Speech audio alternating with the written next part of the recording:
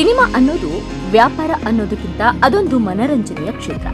ಜನ ತಮ್ಮ ಬೇಸರ ಒತ್ತಡಗಳ ನಿವಾರಣೆಗಾಗಿನೇ ಥಿಯೇಟರ್ಗೆ ಬರೋದು. ಹೆಚ್ಚು ಜನ ಬಂದಾಗ ಸಹಜವಾಗಿಯೇ ಅದು ವ್ಯಾಪಾರೀಕರಣವಾಗಿ ಬದಲಾಗುತ್ತೆ. ಬಂಡವಾಳ ಹಾಕಿದ ನಿರ್ಮಾಪಕನಿಗೂ ಕೊಂಚ ಸಮಾಧಾನವಾಗುತ್ತೆ. ಮತ್ತೊಂದು ಸಿನಿಮಾ ಮಾಡುವ ಮನಸ್ಸು ಮಾಡುತ್ತಾನೆ. ಆದರೆ ಇಷ್ಟೆಲ್ಲ ಸಕ್ಸಸ್ ಆಗ್ಬೇಕು ಅಂದ್ರೆ ಸಿನಿಮಾದ ಕಥೆ ಅಷ್ಟೇ ಚಂದವಿರಬೇಕು, ರಿಯಾಲಿಟಿಗೆ ಹತ್ತಿರವಿರಬೇಕು, ಒಂದಷ್ಟು ನಗು ಅಲ್ಲಿರಬೇಕು. ಇಂಥದ್ದೊಂದು ಸಿನಿಮಾ ಈಗ ಗಾಂಧಿನಗರದಲ್ಲಿ ಸದ್ದು ಮಾಡ್ತಾ ಇದೆ. ಅದುವೇ ಇಂಟರ್ವಲ್.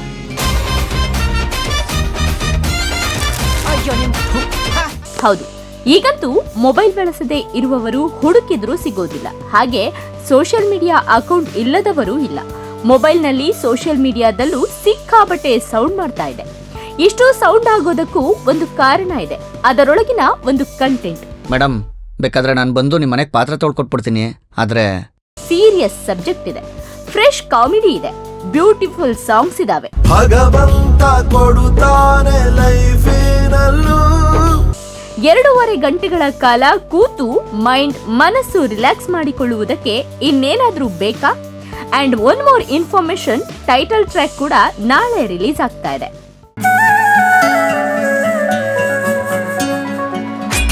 ಪ್ರಮೋದ್ ಮರವಂತೆ ಸಾಹಿತ್ಯವಿರುವ ವಿಜಯ್ ಪ್ರಕಾಶ್ ಅವರ ಚಂದದ ಧ್ವನಿ ಇರುವ ಹಾಡು ನಾಳೆ ನಿಮ್ಮ ಮುಂದೆ ಬರಲಿದೆ. ಹೀಗಾಗಲೇ ಟ್ರೇಲರ್ ಝಲಕ್ ನೋಡಿದ್ದೀರಿ. ಶಶಿರಾಜ್ ಅಂತೂ ಮನಸ್ಸಾರೆ ನಗಿಸುವ ಭರವಸೆ ನೀಡಿದ್ದಾರೆ. ನಾವು ನೀವೆಲ್ಲ ಖಂಡಿತ ಕಾಲೇಜಿನ ದಿನಗಳನ್ನೊಮ್ಮೆ ನೆನಪು ಮಾಡಿಸುತ್ತದೆ. ಕಷ್ಟಪಟ್ಟು ಓದಿದಾಯ್ತು, ಹೌದು, ಓದುದ ಮೇಲೂ.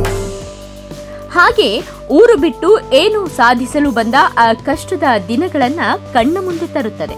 ಮನಸ್ಸು ಹಗುರಾಗುವುದಕ್ಕೆ ನಮ್ಮ ಹಳೆಯ ದಿನಗಳು ನೆನಪಾಗಬೇಕು. ಅಂಥದ್ದೊಂದು ಪ್ರಯತ್ನವನ್ನ ಖಂಡಿತ ಇಂಟರ್ವಲ್ ಸಿನಿಮಾ ಮಾಡುತ್ತದೆ ಎಂಬ ಭರವಸೆ ಇದೆ.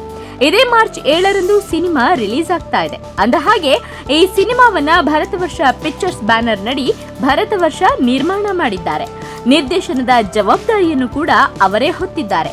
ಸುಕೇಶ್ ಅವರು ಕೂಡ ನಿರ್ಮಾಣಕ್ಕೆ ಕೈಜೋಡಿಸಿದ್ದಾರೆ. ಇನ್ನು ತಾರಾ ಬಳಗದಲ್ಲಿ ಶಶಿರಾಜ್, ಸುಕೇಶ್, ಪ್ರಜ್ವಲ್ ಗೌಡ, ಚೈತ್ರಾ ರಾವ್, ಸಹನ ಆರಾಧ್ಯ ಸೇರಿದಂತೆ ಹಲವರಿದ್ದಾರೆ. ಮಾರ್ಚ್ 7ಕ್ಕೆ ಥಿಯೇಟರ್ನಲ್ಲಿ ಸಿನಿಮಾ ರಿಲೀಸ್ ಆಗ್ತಾ ಇದ್ದು, ಎಲ್ಲರೂ ಕೂಡ ಥಿಯೇಟರ್ನಲ್ಲಿ ಈ ಸಿನಿಮಾ ನೋಡಿದ್ರೆ ಆ ಫೀಲ್ ಖಂಡಿತ ಸಿಗುತ್ತೆ.